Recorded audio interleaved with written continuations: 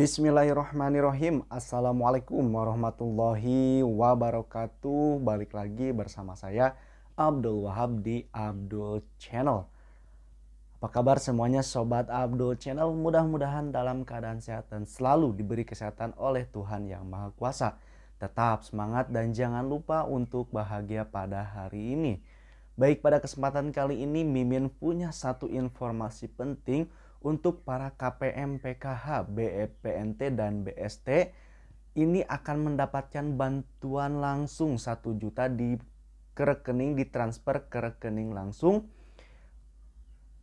Dengan syarat teman-teman itu lolos pemadanan data di DTKS maupun di Dapodik atau data pokok pendidikan di sekolah masing-masing.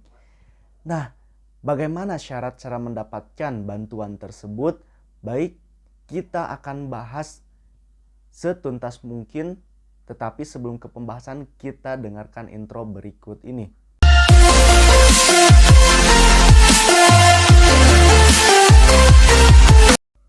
Nah, langsung saja kita bahas, yaitu bantuan 1 juta langsung ditransfer ke rekening dengan catatan harus lolos pemadanan data di DTKS dan Dapodik. Nah, bagi penerima program KPM, PKH, BST, dan BPNT, di sini Mimin punya kabar gembira, ada bantuan hingga 1 juta rupiah.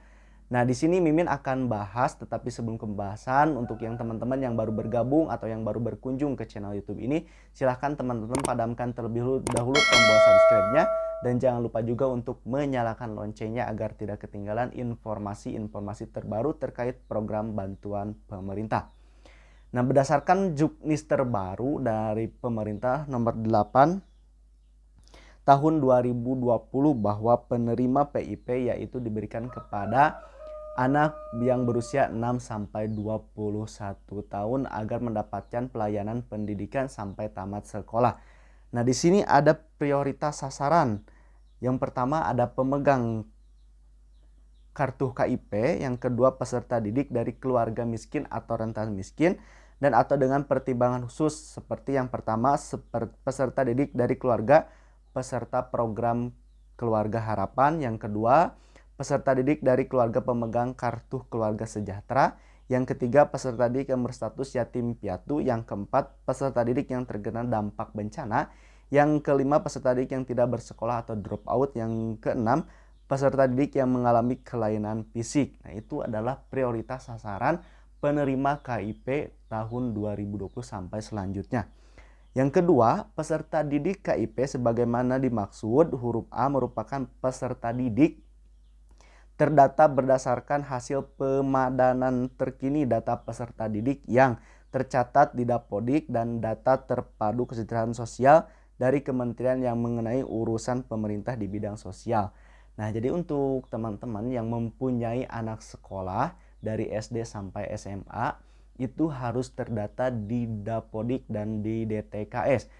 Dan untuk Dapodik sendiri itu adalah data pokok pendidikan yang dikelola oleh sekolah, dan untuk DTKS yaitu data yang di bawah naungan atau yang menangani urusan pemerintahan di bidang sosial. Nah, kedua ini harus padan atau harus sesuai antara Dapodik dan DTKS jika teman-teman itu ingin mendapatkan bantuan PIP. Jika dari salah satunya tidak padan, silahkan teman-teman urus terlebih dahulu untuk melakukan pemadanan data sehingga nantinya tidak ada kesalahan data baik di Dapodik maupun di DTKS, sehingga nantinya penerima PIP untuk anak teman-teman itu lancar hingga tuntas.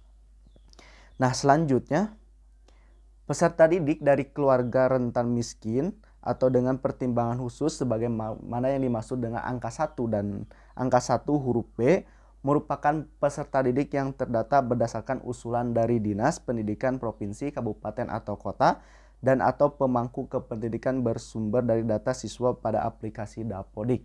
Nah, maksud yang kedua adalah teman-teman, jika teman-teman itu operator sekolah pasti mengetahui apa itu usulan dari pihak Dinas Pendidikan Provinsi, Kabupaten atau Kota. Di sana ada dari Si Pintar, aplikasi Si Pintar, di sana ada nominasi usulan dinas.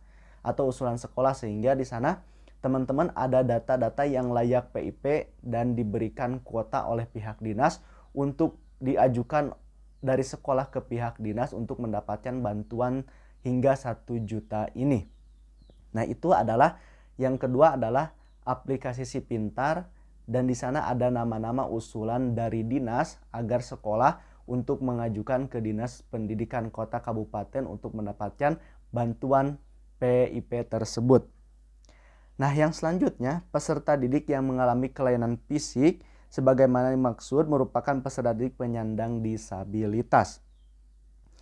Nah, untuk bantuannya sendiri teman-teman, sekolah dasar luar biasa atau SDLB paket A sebesar 225.000 untuk kelas 6, sebesar 450.000 untuk kelas 1 sampai dengan kelas 5.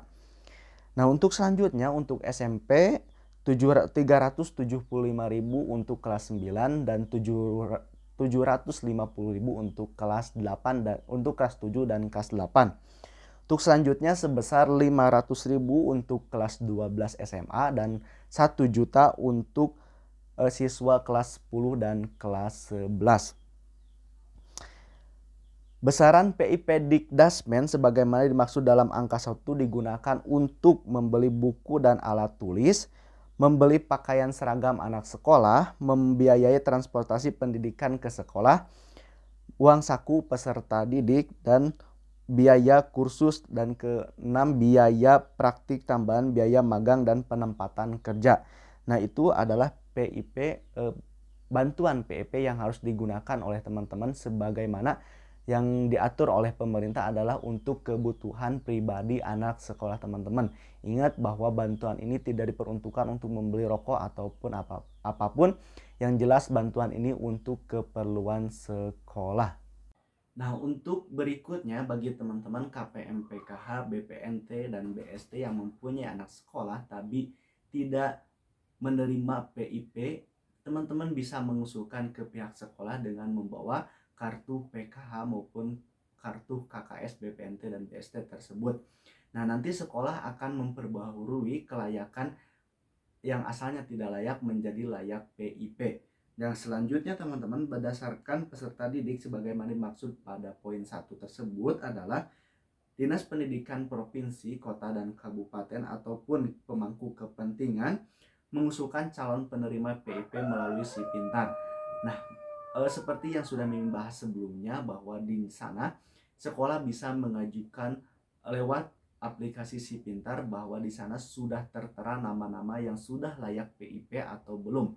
Di sana ada usulan dinas atau usulan sekolah, pihak sekolah menyaring dan pihak dinas kabupaten memberikan kuota berapa jumlah kuota yang akan diterima oleh sekolah tersebut untuk menerima siswanya untuk menerima PIP tersebut, sehingga sekolah mengajukan kembali ke pihak dinas pendidikan dengan usulan di menu usulan dinas tersebut.